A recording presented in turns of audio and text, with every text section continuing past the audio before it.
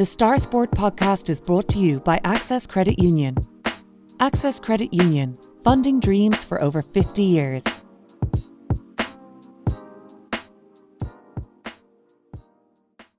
Close your eyes and pull like a dog. Check the mic and make sure it sound right, boys.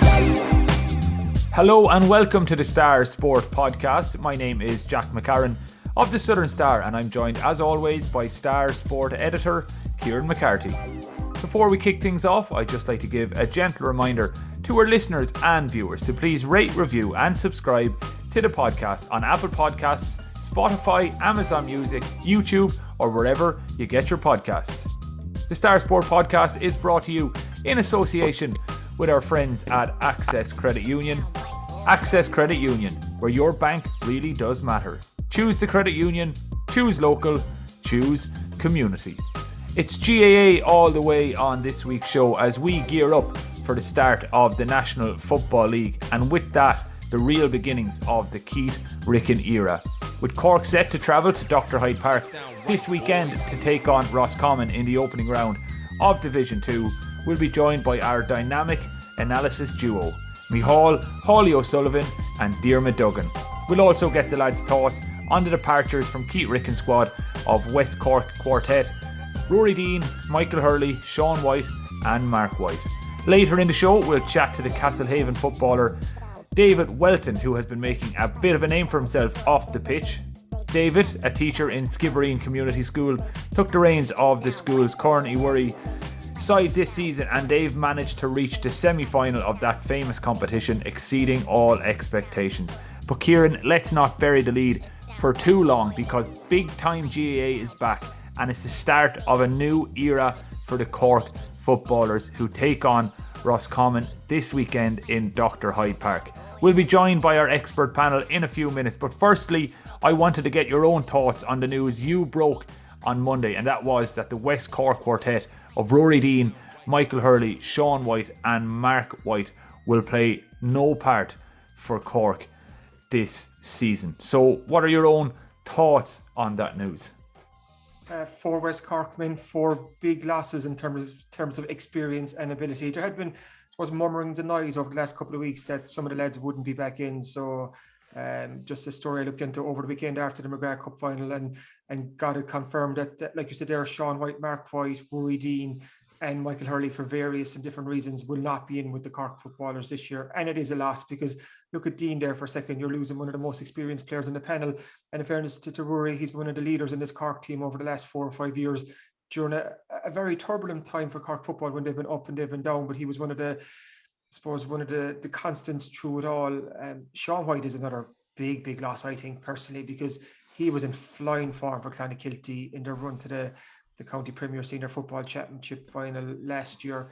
He was superb in the semi-final and the final, and he was back at wing back, and that is Sean White's best position. I suppose over the last couple of years with Cork, he's been shoehorned into different areas, and we never really got to see the best of him. We never got to see a consistent run of games. But if you could take the Sean White that you saw with Clonakilty last year and put him in a Cork jersey, you've one hell of a player on your hands there. Mark White, then, he's the young goalkeeper. Well, you say young, but he's been around for a couple of years too. And Mark, I suppose, kind of hit the headlines last year with his sweeper keeper role for Clonakilty, and worked really, really well. And for many, they felt that he would be Cork's number one this year, because he's a big, strong lad. I said that sweeper keeper role. Add something else. He's a good shot stopper, a good set of hands. He's been in Cork for a couple of years as well, so he has that experience. But he's decided to not to throw his lot in with Cork this year. And then, like, there's Micheál Hurley, who's going to focus on his club football at Castlehaven. And Micheál was always a good option for Cork over the last number of years. Okay, he never nailed down a starting berth of his own, but he was a bit of experience, and he's at pace that can worry any defence. And he's a fella who bring on 15-20 minutes to go, get you a couple of points, win a couple of frees. So Cork have lost a lot of good players there and a lot of experience. And if you add in that Kevin O'Driscoll retired late last year as well, that's 5 West Cork lads gone off the panel. So in terms of experience, it's leaving a bit of a hole there, because Mark Collins, we don't know yet whether Mark will be back in with Cork. With a press briefing with Keith Ricken on Monday morning, and he was telling us that the door's open for Mark, that he's going to meet him again to see what Mark has decided to do. But he did say that Keith did say that when he took the job first, he had heard it indicated that Mark was going to step back inter-county football. So they've had a couple of conversations since, and Keith is waiting to see what Mark decides to do. Obviously, he's hoping that Mark Collins will come back in again, because he's another class operator and he has huge experience. And Mark has been in the Cork senior football panel since 2010, and he's seen a lot of ups and downs in that time. But he's just such a classy operator and such a key link man as well. And we saw him at Castlehaven last year. He was starting to find some good form as well. So we have to see what happens there. But in terms of experience, down a good few bodies before the league starts, Jack. And before we talk to the lads, Kieran, you were in Killarney last weekend to watch Cork take on Kerry in the McGrath Cup final. And I know it was only a pre-season game, but that lack of experience really shone through, because they were missing these players who have played at the highest level over the last number of years. And it told against a very experienced Kerry team, to be fair. But you'd have to think longer term. Obviously, Keith Ricken is beginning a rebuilding job, but it's hard to make sense of the fact that so many experienced players will not be a part of it. That's it. Like, and Keith has spoken about the rebuild and the big job he has on his hands now, and it is a long-term project. He said the immediate project is to try and win games, but the long-term project is just create, I suppose, a better structure around Cork football. So there'll come a day in however long, the next couple of years, where Cork will go down to Killarney and they'll beat Kerry. Like, that is I suppose that's the hope of every Cork fan. But it is looking like a long road right now, because, like we said, you've lost so many experienced players there, but you're after bringing in so many young fellas. But you need that experienced lads too, to kind of to show these young fellas the ropes, to show them what it means to be a Cork footballer, to help them, to use their experience to help them bed in. Because if you're throwing a load of young fellas into inter-county football, it's really sink or swim. You know, and you're going to find out very, very fast whether these lads can do it. Okay, the likes of Brian Hurley, Eamon Maguire, when he comes back in, Mark Collins, if he decides to come in, even Sean Powter, fellas like that, they are quite experienced and they will be the big leaders in the dressing room. But when you're looking at the two teams the last day, and I know there's a huge chasm or gap between the development of both. Kerry are genuine All-Ireland contenders. Cork are starting quite a big rebuild. So it's probably unfair to compare them.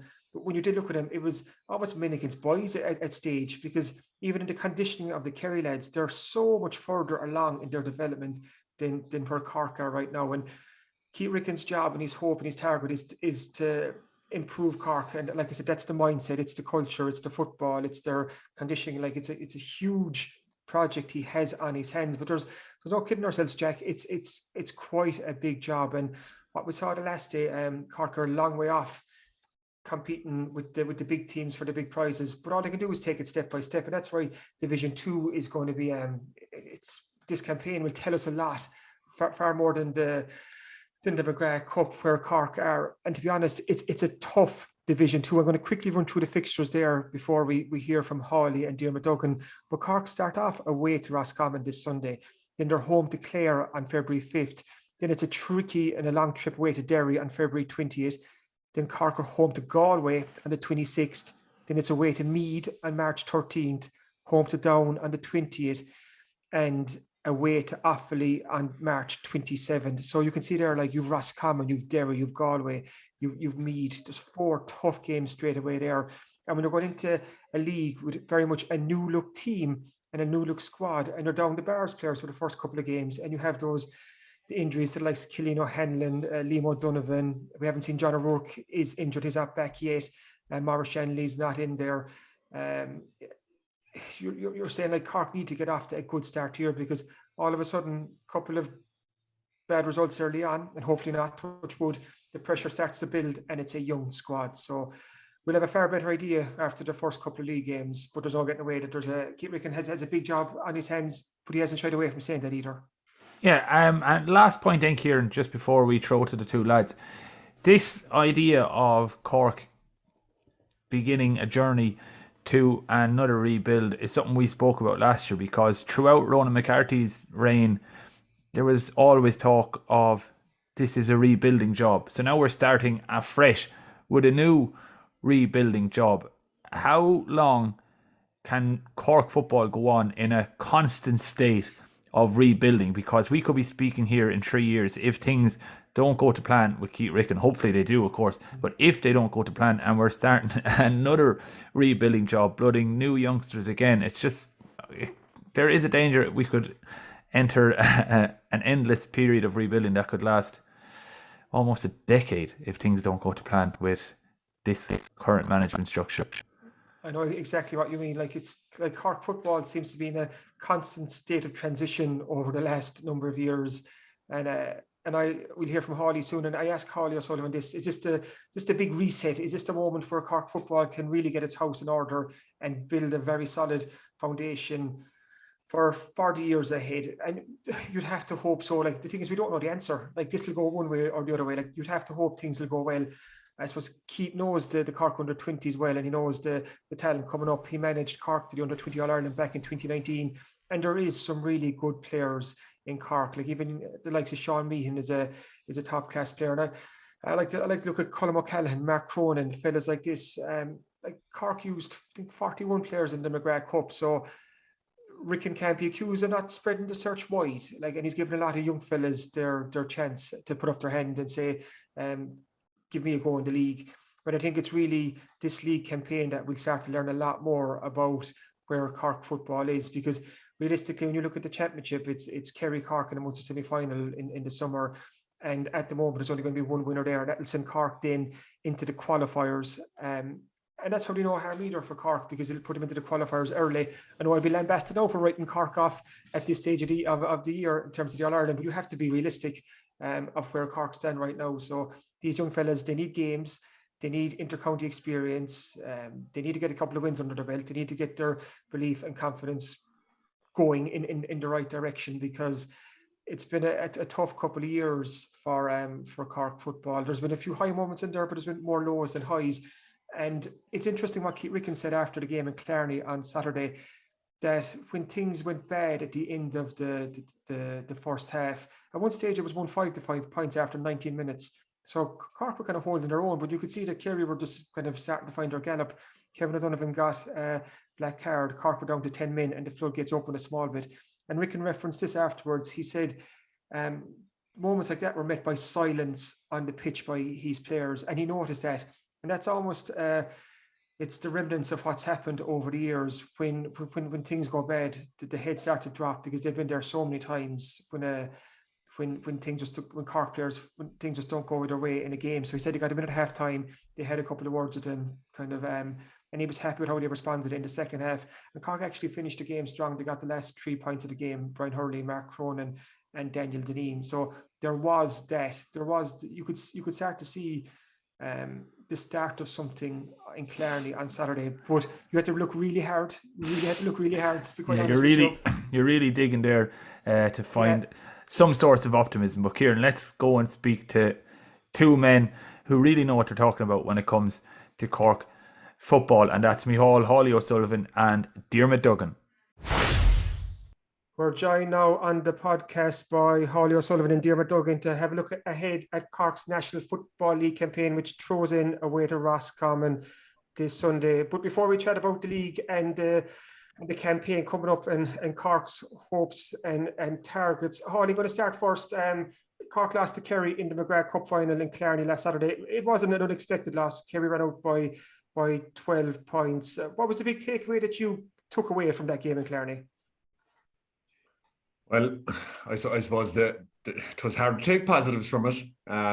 Like with 15 minutes gone in the second half, your full-back, centre-back, two midfielders and centre-forward were gone. Brian Hurley was the only one that remained from the central spine. He was playing along for a lot of stages up front. He's still Cork's most dangerous forward, but it's very, very easy to mark one, if you know what I mean. Very easy to mark one dangerous forward. I suppose, you could... Kevin O'Donovan's black card had a big influence on the game, because Cork were kind of hanging in there before that, even though there was goal chances being conceded on both sides. Kerry got 1-2 before halftime. That finished the game 10 points up. But if you kind of looked at the scoring in the second half, Cork only lost the second half 8-6. So even though there was a big turnover of players from the bench on both sides, they stuck in there without being able to score, without being able to kind of get the scoreboard ticking regularly. And like the big thing as well, and I said it on this week's article, is the number of turnovers from Cork compared to Kerry. That shows how much further Kerry are down the line. Kerry were keeping their turnovers into around the mid-teens, but Cork were well up in the 30s by the time the 70 minutes was up. So look, a very inexperienced team going down there.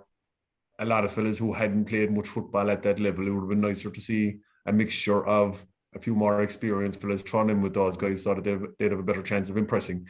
But, it was a difficult start for a lot of new guys who we'll be hoping might show more as the year go on.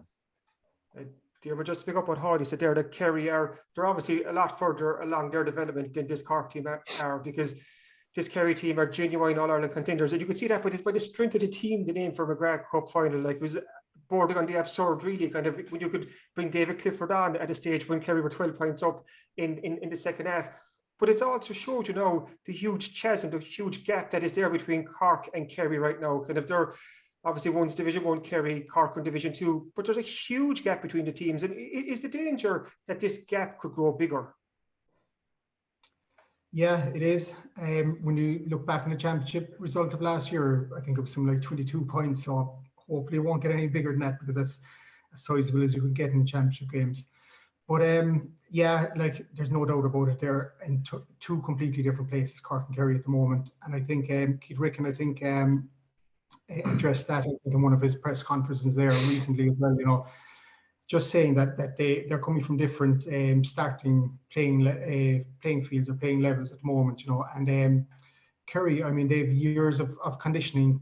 This Kerry team, I suppose, a lot of them have been playing together for the last number of years, and they've years of conditioning, they've years of experience in Croke Park, All-Ireland semi-final and final experience. Whereas this Cork team, as Haulie mentioned there was an awful lot of newcomers on it the last day. So, I mean, it wasn't any huge surprise at the same time that they lost by whatever it was, 11 or 12 points, and in some ways they did well to hang in there given the amount of newcomers on the team. But there's no doubt, and I think it's not a surprise.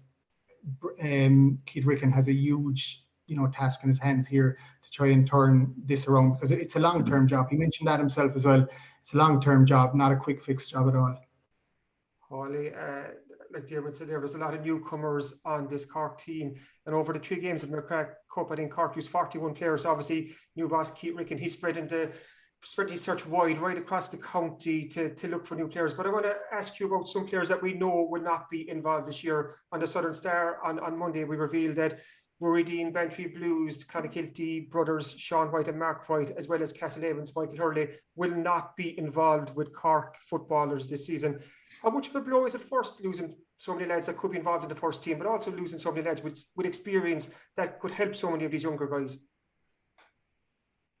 And I suppose, did you mention Mark Collins there as well? He's not committee at the moment either. So look, you're taking out a lot of fellas who played a lot of championship football over the last number of years there. And, you might say Cork haven't done well in the championship and it's time for new guys to come in. But still, these guys had an awful lot of experience and, might have been getting themselves to the level. And considering the championship form that the Whites there in particular showed, Micheál Hurley had a good championship also. Grand, as you said earlier, he might be an impact player, but he's still a very dangerous impact player, and he's a player that the likes of Kerry are afraid of when he does get ball in hand.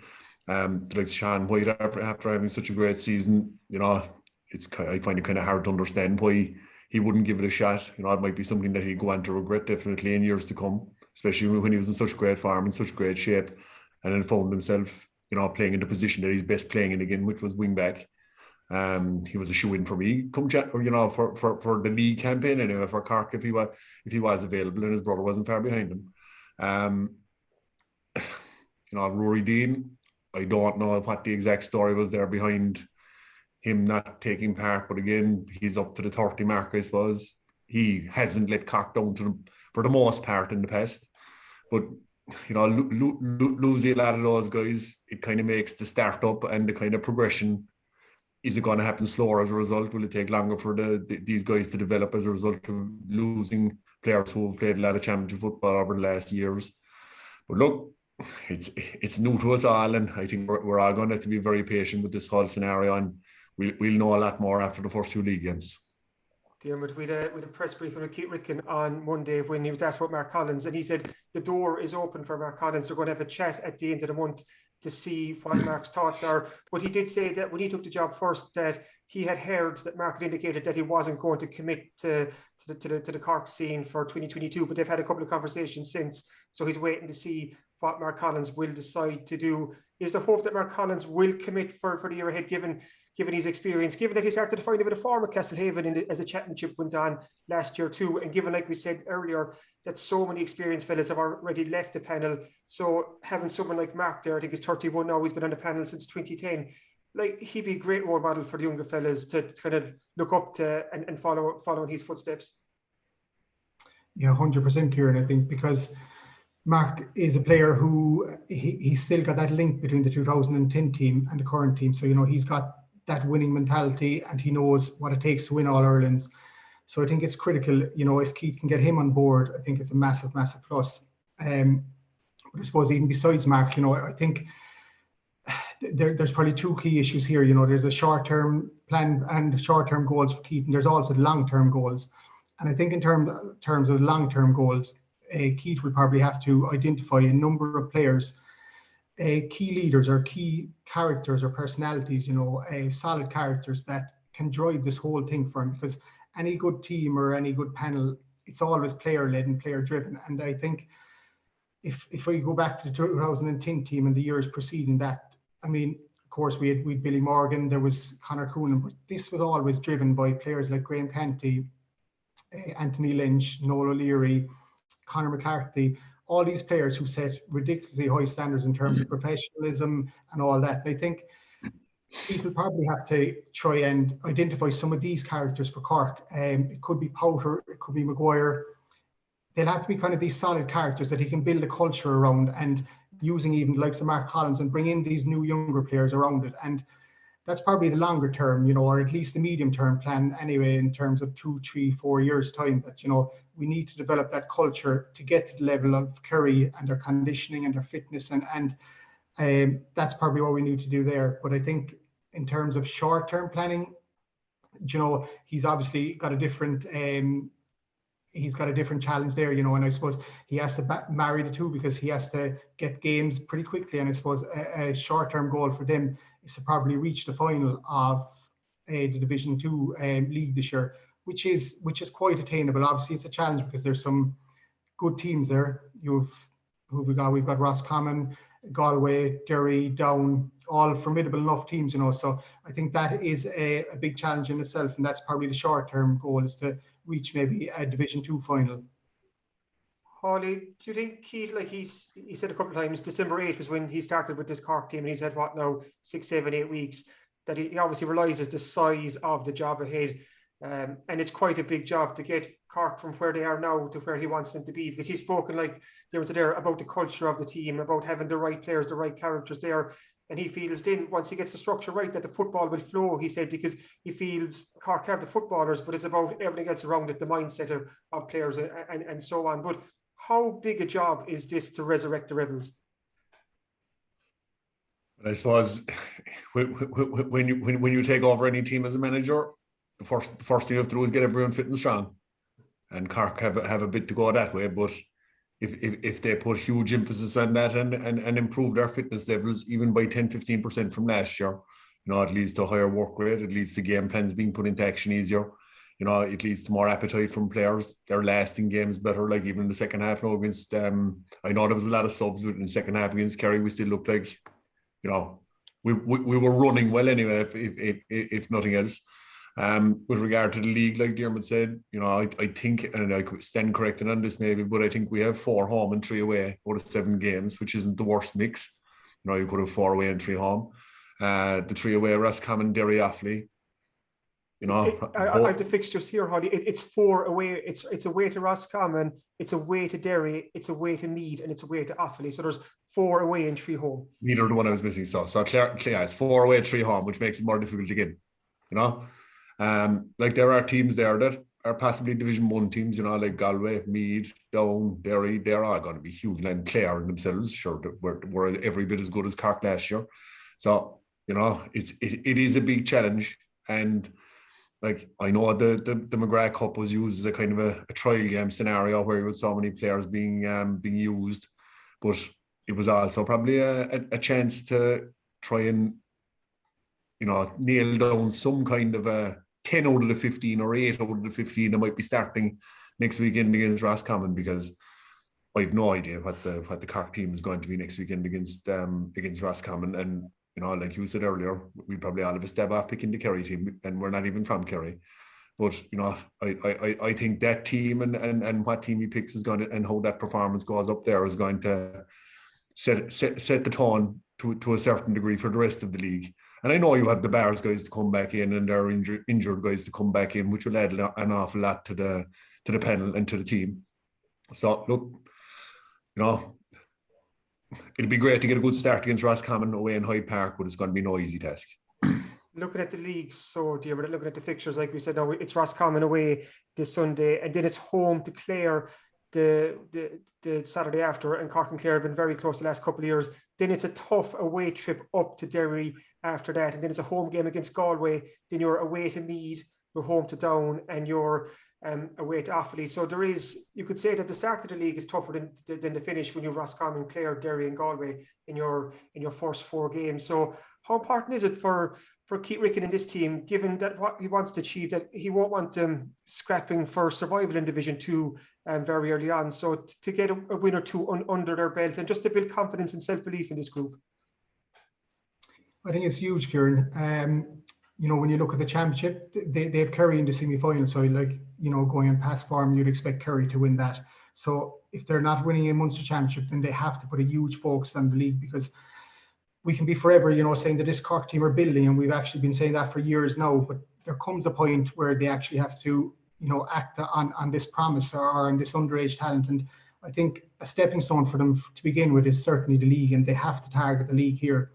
So, the McGrath Cup probably was an experimental opportunity for Keith, to try out new players and things like that. But I think he has to hit the ground running now from Sunday on against Roscommon, and put out quite a strong team, because you mentioned confidence there. This team is clearly lacking confidence, because results haven't backed any sort of confidence up, so they have to start off with it, if possible, in their first 2 games. They need to get a win out of those first 2. So it's Roscommon's first game. Is it Clare, you said, is the second? Clare's the second game then. Certainly, yeah. I mean, if they lose 2 of those, they're under serious pressure then. So they certainly would want to be getting 1 win out of those 2. And I would imagine that Cork will go strong in their team, or as strong as possible anyway, and not leave too much room for experimentation here. I'm looking at some of the players that Keith used in the McGrath Cup. I think I said earlier, there was 41 players. So obviously the search has been wide. Has anyone kind of stood out to you, Haulie, that's kind of caught the eye? Like straight away, I'm thinking Ruairi Deane, Castlehaven. He wasn't someone we'd have spoken about last year in the podcast about being with the Cork seniors this year, but he's come in and he's done well. He got 2 points against Kerry last weekend. I suppose from a West Cork point of view, Joe Grimes from Clonakilty, the Listowel, has started all 3 games in midfield alongside Cian Kiley and Jack Callahan. Got a look in Fionn Hurley. David Buckley hasn't really done too much wrong when he's been involved. John Cooper-era is another lad who's got a chance. Is there any fella that you think, okay, he's worked a run of games in the league? I suppose just looking at the McGrath Cup final, and I saw the other 2 games as well, it was very difficult for a lot of the players down in Killarney, because as Duggie mentioned there, leaders are key, and there didn't seem to be that leadership quality in a lot of places there. And a lot of those players are probably better than what they showed in Killarney, particularly like John Cooper there. He had a baptism of fire there last week at centre back. But like you said, Ruairi Mhuirí certainly impressed in Killarney. He's a big, strong leaguey guy. He got 2 points from play. He was always involved. He was definitely a positive. Buckley came on and did very well. Won a lot of ball. He's a very physical player, different kind of a forward. Fionn Hurley got a bit of game time. Other than that, last weekend there wasn't many the new guys stood out. You were still looking at Powter and Matty Taylor being 2 of the stronger backs. Brian Hurley was the only forward that really showed the scoring class and showed that he could put fear into the Kerry defence. So again, it's who the other 5 forwards are going to be with Hurley, I do not know. Who the midfield partnership is going to be, I do not know. Who 3 and 6 are going to be. I'd be hoping Sean Meehan and Daniel O'Mahony are injury free. If they are, I'd be wondering why they weren't playing last weekend. But you will, as Dougie said, I would envisage a lot of changes, and hopefully some of the younger guys that made an impression in last year's championship, like Meehan and Daniel O'Mahony and Carl O'Mahony and these guys, that we'd be seeing all of those next weekend. A couple of phrases that Diarmuid, that Keith Ricken used in the last couple of days have stuck in my mind. One was when he was talking to the media on the pitch in Fitzgerald Stadium after the McGrath Cup final last Saturday. He said a day will come when the Cork team will come out here and hold their own against Kerry. And also talked to him on one day, he said, good timber takes time to grow. And he said a couple of times, this is a long-term project. And we've all said that here on this podcast. There's no quick fix here with what Keith is trying to do. So patience is going to be so key here, because this is a long road ahead of Cork, and there's going to be bumps, highs and lows along the way. When it comes to patience, we all have to be patient here, don't we? Like, we can't expect Cork to go out and win Division 2. I think when there's some young fellas, we really need to be patient and almost give Keith the room to breathe and get his changes of what he wants to do in this Cork team. Let him get his ideas across and just see where it is in maybe 2-3 seasons time. Yeah, I'd agree with most of that, Kieran, but I suppose the one thing on that is, I suppose we've been trying to play catch up now for a number of years, and there's only a number of times that we can keep saying that we're building. I can just remember the commentary over the last number of years. We just keep saying that we have to be patient, but there comes a time when you have to deliver as well, and I think that's why obviously a Munster title or an All-Ireland title is, it's not even something we can even think about right now, so that's why I think that when you think of goals and you think of smart goals and attainable goals, I think a Division 2 final appearance, probably, which is the top 2 in Division 2, is probably a realistic goal, and they have to be aiming for something, they can't just plod along and say that we're only in the building phase.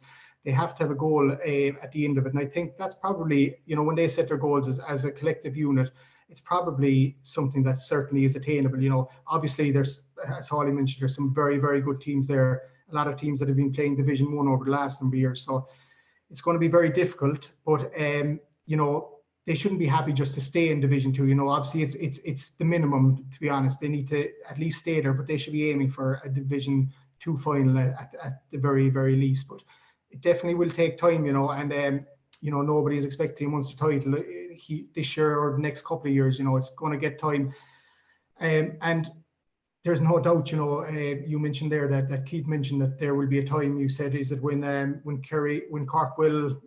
When said when Cork will come here, as in come to Fitzgerald Stadium and hold their own, as in when Cork will be on a level with Kerry. I think is what he was trying to say. Yeah, well, I think I think we'd all deserve that, if not more, and we'd expect more than that, because, like, I suppose, when we grew up, in the maybe the 90s, when Cork were dominant over Kerry, for long parts of the noughties towards the end, Cork were probably better than Kerry as well, even if they weren't always beating them, So I think, certainly we all hope there will come a time pretty soon, that we'll be able to compete with Kerry, and there's no doubt we're not there at the moment, and it will take time. It will take years. We spoke about the conditioning of Kerry, and how far ahead of Cork there right now, and it's hard to deny that. There's no doubt about that. Does this feel, Haulie, like it's almost a line in the sand moment for Cork football? Like there's a big rebuild about to start here. It's like Keith's pressing the reset button, because he's not about the football side of things, but also culture, mindset, psychological. It's almost a Keith Ricken approach where he's just trying to, I suppose, reshape, redesign, restructure the whole Cork football setup. But he hopes as well, I think, that he can feed into the more competitive county championship structure that we've seen in the last 2 years, where the Premier Senior games and Senior A football have been more competitive. So you'd hope that the players are improving off that. But you feel like this is a kind of important moment for Cork football where, Jesus, lads, we need to get this one right. Yeah, there's no doubt about it, and probably realistically, and look, it remains to be seen. Like we said, what happens next weekend, but we'll know more then. But staying in Division 2, I think, is a realistic goal. I think for Cork this year, it's very important to stay there. On top of that, then, like Duggie said, if you get to a final, it'll be absolutely great. But like, I suppose it is a building process. We need to get our, when you're starting off, like Keith is, getting your defensive setup and getting your defensive structures correct is a good starting point. Again, it'll be the challenge this year, who's going to partner where around the middle when the time comes. And look, on paper, as we've seen, there are other very dangerous scoring forwards around that should be able to take the pressure off Brian Hurley. So if we could, and you'd be hoping that the Bears will go on and reach an All-Ireland club final if they possibly can, because that'd be a huge boost for Cork as well. But there are a lot of those Bears guys you saw when they were playing stacks, the likes of Billy Hennessy and Alan O'Connor, and these guys, very aggressive, powerful backs. Brian Hayes looked like a real top class player, especially when McCrickard and Sherlock were being held. So look, I think it might take, like, you'll be hoping that we will hit the ground running, and like Duggie said, get at least one win out of the first two. But there are a huge amount of players to come in between now and the first round of the championship.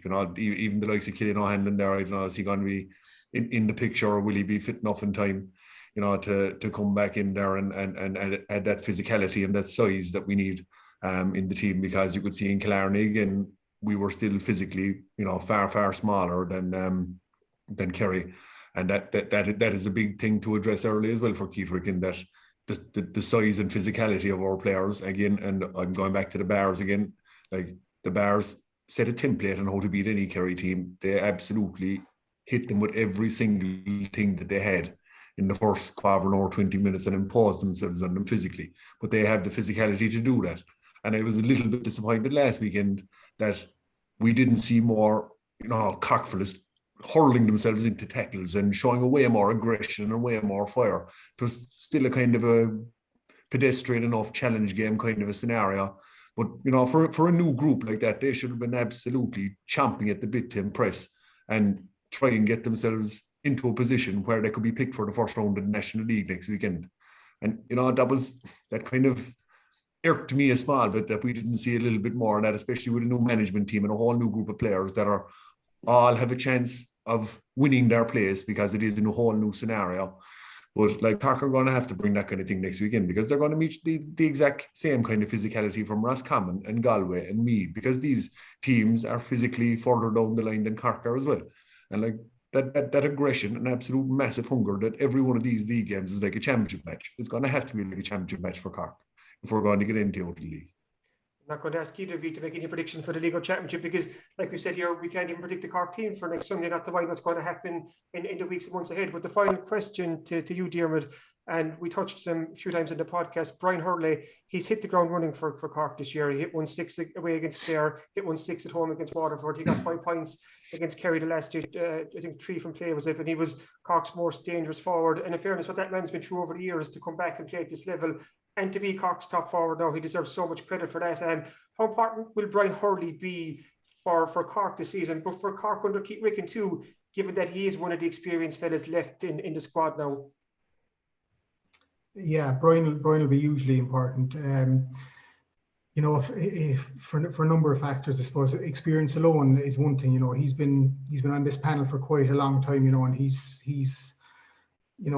a lot of Croke Park experience. He's a lot of experience county finals with Castlehaven. So he will bring an awful lot to the table there. But aside from that, his ability, he's superb ability showed in the Cork Senior Championship over the last number of years, and he's starting to show it now at intercounty level again, getting back to his very best. And as you mentioned, like, that man deserves massive credit. The amount of work he's gone through to bring himself back to that level, it would have been very understandable had he not put all that work in to come back. So deserves massive credit for it. And hopefully that he can bring a few more of the new guys in and around him, and bring that kind of a work ethic and that energy and that enthusiasm for the game with him as well, because Cork definitely will need it.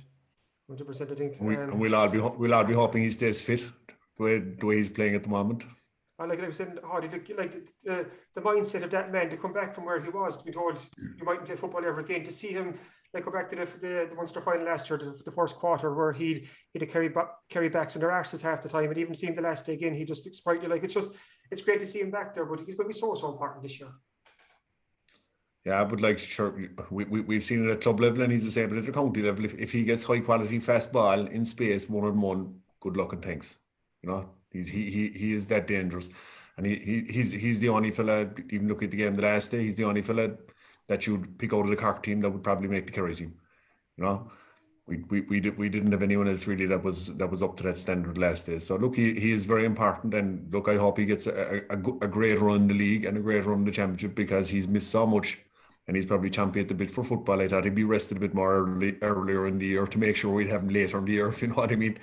But he's probably mad to play because he's missed so much. Given the uncertainty and the unknown that we're about to go into in terms of Cork's National League, we don't know what's going to happen. It's actually nice to finish this chat on an optimistic note. So thanks, Haulie, thanks, Diarmuid, for joining us. And we'll check in again later in the league, and we'll have a better idea of where Cork are heading into the summer. The Star Sport podcast is brought to you by Access Credit Union. Access Credit Union, funding dreams for over 50 years.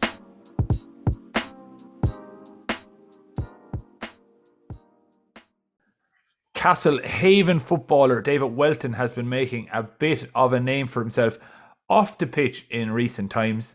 David's a teacher in Skibbereen Community School, and he took the reins of the school's Corn Uí Mhuirí side this season, and they've already managed to reach the semi-final of that famous competition, exceeding all expectations set by themselves at the start of the year. And Kieran, you spoke to David about his transition in to management at his young age and how it's going for him and how Skibbereen have found themselves at this stage of the competition. So how was David, and what does he make of his new role on the opposite side of the white line?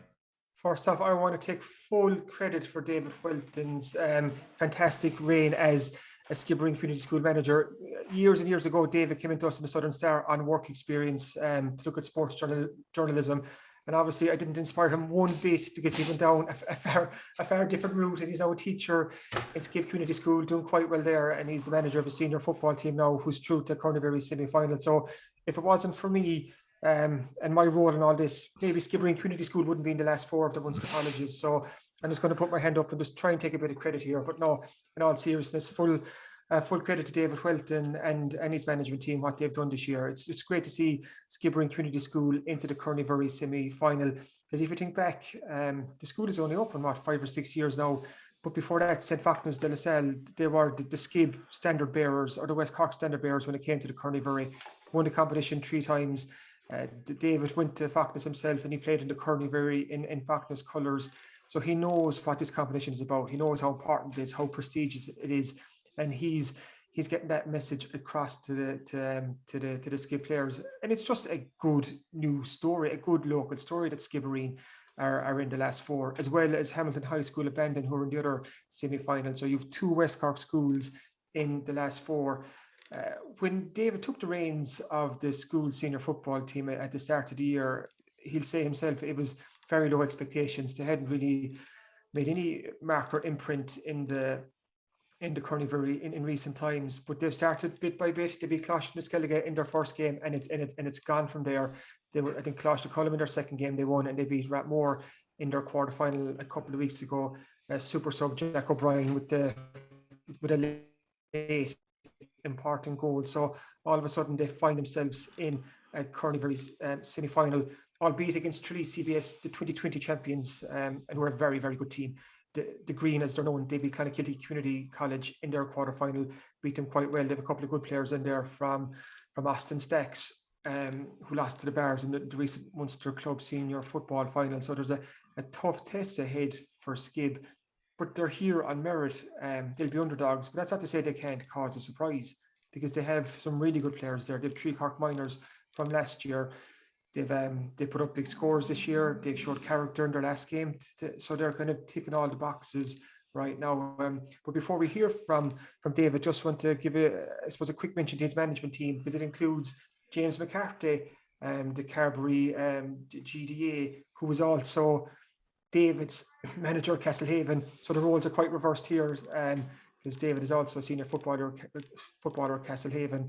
Paddy Crowley from Skibbereen, the Carberry coaching officer, is always there, and so too is Coleman O'Driscoll. He's a teacher up in the school, and Coleman just deserves a special mention because he has kept football going in Falkner's and in the new school for years and years and years. He's always the first to put his hand up to help out with football in Skibbereen Community School. He's manager on his own for countless years. He's done a tremendous job in keeping football alive in Falkner's and now Skibbereen Community School, and he's involved in this management team as well.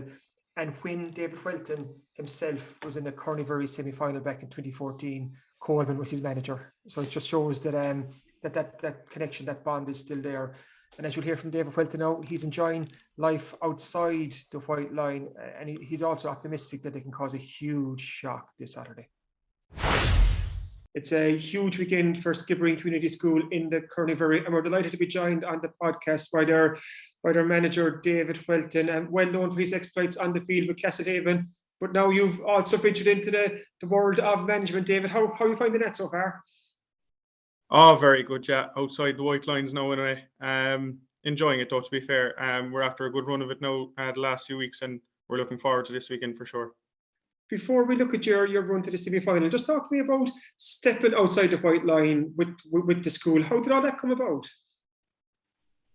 I suppose just at the start of the year, they were just looking for a trainer for the senior team. Expectations weren't that high at the start of the year. I think the school hasn't really been performing at the level the last couple of years, so expectations were quite low. So there was no pressure on me, so I said I'd take it up and give it a shot.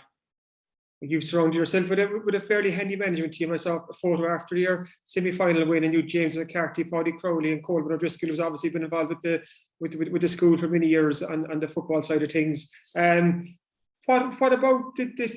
What about the management have you enjoyed? Like, are you getting to see a different perspective of the game? Yeah, definitely, yeah. And as you said, the lads there are a big help. Obviously, they have a broad knowledge of the game as well, and coming together, just hopping ideas off each other is very beneficial as well there. And I suppose it's different, I suppose, to playing. You know, you have to be much more clued into tactics, and you have to be clued into what your goalkeeper is doing, your backs, forwards, midfielders. You're kind of watching every position, whereas normally I'd be just in the back, so I just worry about that. But you have to look at it from everyone's point of view when you're out there on the sideline.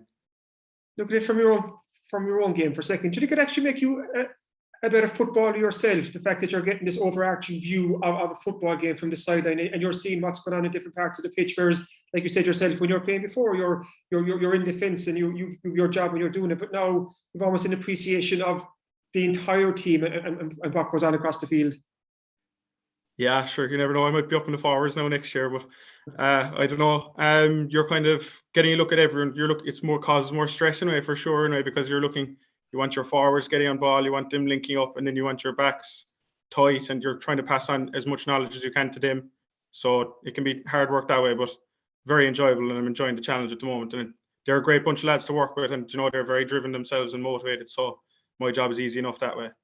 You mentioned there, David, at the start of the season, the expectations weren't too high, but have you surpassed your own expectations so getting through to the Corn Uí Mhuirí semi-finals? Yeah, definitely. Sure. At the start of the year, we met up in September. It was kind of difficult to get out. We were only getting out once a week for September and October.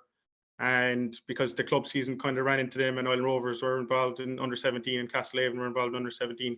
So it was difficult enough to get everyone out. So we kind of designated we were out one day a week, Tuesdays every week, until the Skellige game, and we went down to Kinmare.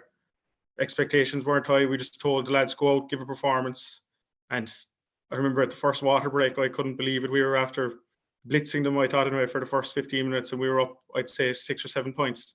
And I remember towards the end of the second half, their manager just came down the line. He said to me, "You have a serious team here." I think they were after losing the O'Sullivan Cup final as well to Tralee previous to that. So he thought that we had a good team. So I said, we're going to have to buck up our ideas here and get out twice a week. And in fairness to the lads, we've been training twice a week since then. And in fairness, they've all come on board and we're doing well now.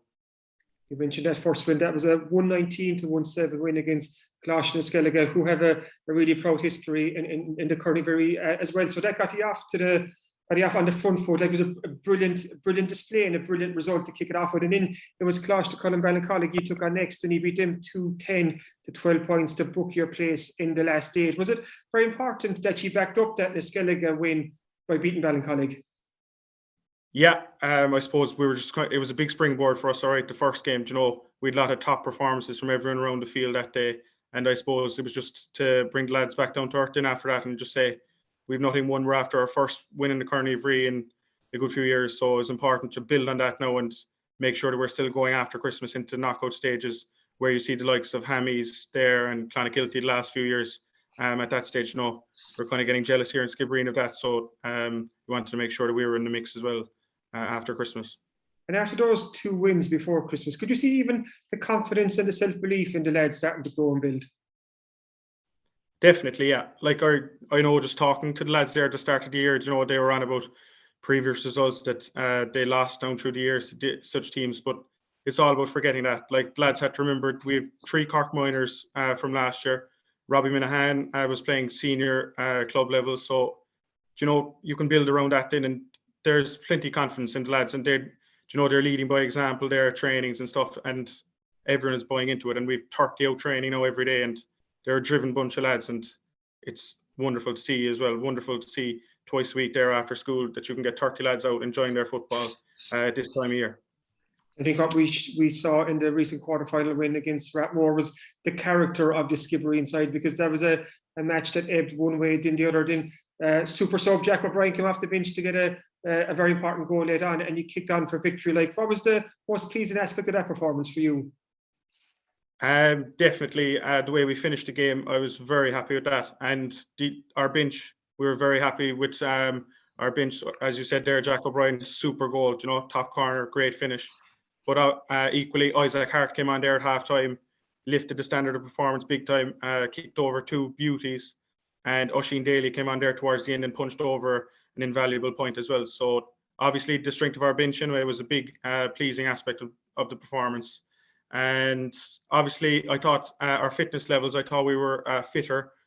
We finished the game stronger, and we were much more composed than Rathmore in front of goal. We didn't have too many wides, and we were fairly economical in front of goal, which was another pleasing aspect. You mentioned the impact of the subs there, and I think it was 1-2 you got off the bench. So as a manager, you might have a few difficult decisions to make for the team selection for this weekend. Yeah, definitely. There's more fellas after putting up their hand now, big time. So that's what you want, though. You need a panel now. Nowadays, you need 20 fellas that are going to get you over the line, especially in a Munster semi-final now Saturday. So we'll need them all. And it doesn't get much harder than Tralee CBS did a super win against Clonakilty Community College in their quarterfinal, and the Green from Tralee, they're the reigning champions as they won this back in 2020. So what do you know about the Green, and what are you expecting of them this weekend? Yeah, we were just on the way up on the bus last day. I was just keeping track of all the scores, and I just seen that they ran away in the second half, and that they kicked on really in the second half. I think they won by about 10 or 11 points in the end. So that'll be no easy test. No, I don't really know too much about them really. I was just following their progress there in the O'Sullivan Cup, and I saw that they won that this year. And they're obviously watching the Munster final there last weekend between St. Finbarrs and Austin Stacks. I think they had a midfielder come on there, Armin Heinrich, midfield. And I think Jordan Kissan there as well, previous Kerry Minor. I think they're the 2 standout players that everyone seems to be saying to watch out for. So we'll see. Even for the school now, and for all the clubs that are involved, I was looking at the list of clubs there. Obviously, Castlehaven, Tygmacorrig, Island Rovers, Clonagale, Clonakilty, O'Donovan, Rossa, Kilmacabea. They all have players involved in this Skibbereen Community School pedal. Like, it's just fantastic for everyone involved, with that feel-good factor to be involved in the semi-finals of the Corn Uí Mhuirí. Yeah, definitely. There's a great buzz around the school now the last few weeks, and in fairness, Principal Anton O'Mahony and deputies Diarmuid O'Donovan and Tom Foley have driven the football big time in the school this year, and it's inspiring for the younger lads in the school too. They can see the older lads there; they all know their names, and the Jack O'Brien got the goal, that Jamie O'Driscoll, Niall Daly, they all look up to all those fellas in the school as well, and it creates a great bond in the school. And obviously, like you mentioned there, the clubs, great backing there as well.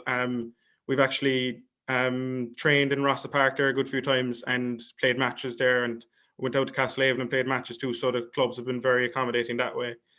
And yeah, as you said there, it's a wonderful opportunity for the players as well, because mostly you're going to be playing against these fellas at adult club level down the line. So you don't really see yourselves playing with them that often. And it's a wonderful opportunity. And I think you don't even realise it till afterwards when you're looking back at what a great competition it is, and the buzz that goes with it as well.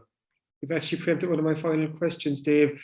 Like, think back to your own secondary school days, like colleges football, like it's just brilliant to be part of, because you're playing with fellas that, like you said there, you're going to go up against in opposition over the years. Like, these are very special times for these Skibbereen Community School players. They probably don't realise it right now, that what they're doing is going to be so special, because they'll have these memories to take forward for forever. But When you look back at your own time playing colleges football, can you remember just how much you treasure those memories? Yeah, definitely. And when I look at a Corn Uí Mhuirí semi-final now coming up as well, 2014 versus De La Salle Macroom definitely springs to mind. And actually, it's funny, the first two lads to message me after the game the last day when we won were Micheál Hurley and Sean O'Donovan from Island Rovers there as well. And Sean said to me, hopefully you go one step further now the next day. And I texted him back saying, hopefully we will. So that's the bond, and it stays with you forever. You remember those games, you remember playing with those lads. And that's what I just try to emphasize to the boys inside and make sure that they can really just treasure it now and just take the opportunity with both hands now this weekend against Tralee. It'll be a big challenge, but I reckon we're ready for it. And there's a great spirit in the group and we're ready. I think Sean O'Donovan has hit the nail on the head. Hopefully you can take it one step further this weekend. The very best of luck, Dave. Cheers. Thanks very much, Kieran.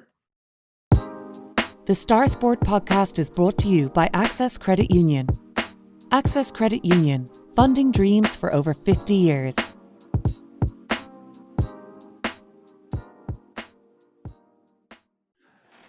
Okay, Kieran, just to wrap up this week's podcast, I suppose one thing we have to mention is the amount of Olympic athletes we've now had on the podcast, because after all the rowers we've spoke to, Phil Healy, last week's guest, or was it the week before, 2 weeks to a recent guest, Jack Gower, has been named in Ireland's team for the Winter Olympics. Skibbereen is the headline because he's an alpine skier. He's got strong connections to Skibbereen.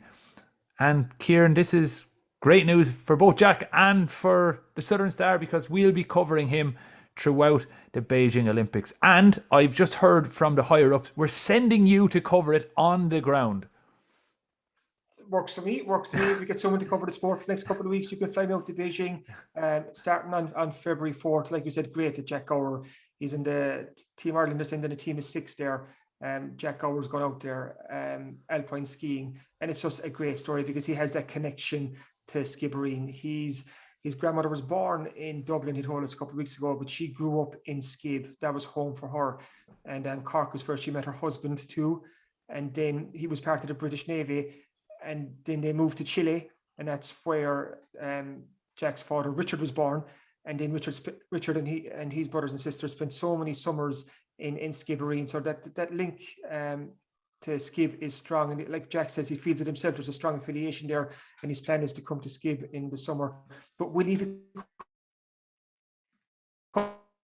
coming with another Olympic medal? Gold, silver, bronze? We have the full set.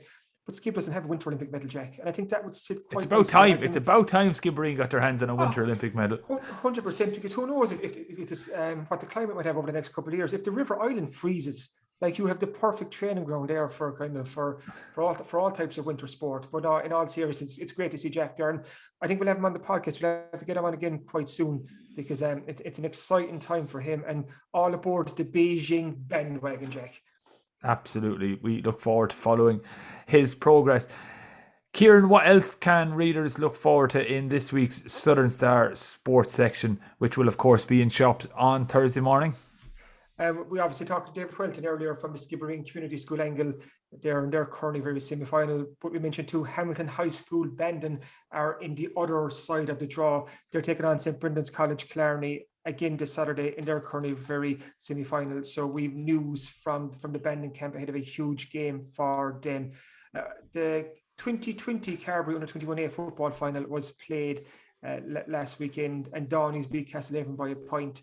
And we have a full report from that. And this is just an interesting one, Jack, because this championship started before we even heard of COVID. This was back in early 2020. It was the time before COVID, which did exist. And now Life BC, yeah. And now it's finished just after the COVID restrictions were eased last weekend. So it's almost bookended the real heavy pandemic times for us here in West Cork. So it was a late winner there that got Downey's over the line. We also have Haulie O'Sullivan's column on the Cork footballers. We've loads else in there as well. West Cork League reports, bowling reports, basketball, motorsport, you name it, it's in there. And also just a flag, in next week's Southern Star, which is out February 3rd, we have the Next Generation feature. And this is our look at the as it says on the tin, the next generation of talented West Cork sports stars that are on the way up. So these are young West Cork sports people, 21 and under, who are making a name for themselves, or who we think will make a name for themselves in their chosen sport over the next couple of years. We've run a feature like this before, but this is bigger, better, it's more comprehensive, it's a huge special, and it's not to be missed, because the likes of the Paul O'Donovan, the Fintan McCarthy's, the Phil Healy's, the Conor Horan's, the Brian Hurley's, and all these, the Orla Cronins, the Libby Coppingers, the Martino O'Briens, they've been unbelievable ambassadors for West Cork sport, and they still continue to be. But the good news is that the wave of talent, that next generation, is impressively strong as well. So that's one to put into your diary to get next week's Southern Star, just to keep an eye on the talented young guns that are on the way up. Yeah, and as Kieran mentioned, that edition of the Southern Star will be out on February 3rd, I want to say. 3rd.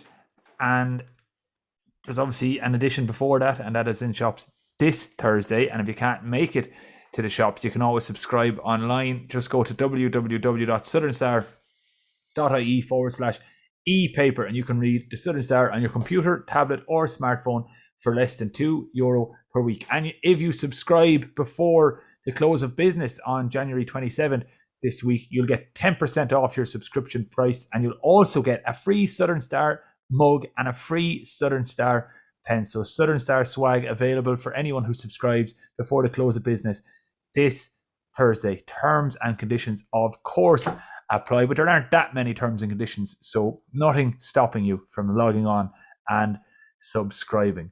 And Thanks. These mugs are collector's items, Jack. I can't even get my hand on one of these mugs. No, you're not allowed one. Absolutely not. Unless you subscribe, then I would probably allow it. I will, if you subscribe and get a 12-month subscription paid for, that is, I will allow you to have a mug. But other than that, no, they are very exclusive. Only special people get them, especially those people who subscribe to the Southern Star online. Anyway, thanks for listening to the Star Sport podcast. We'll be back at the same time next week. If you enjoy these shows, and I know lots of you probably do, many of you probably don't, but if you do enjoy them, please make sure to rate, review, and subscribe on Apple Podcasts, Spotify, Amazon Music, where we're now available, YouTube, or wherever you get your podcasts. Slán Tamil.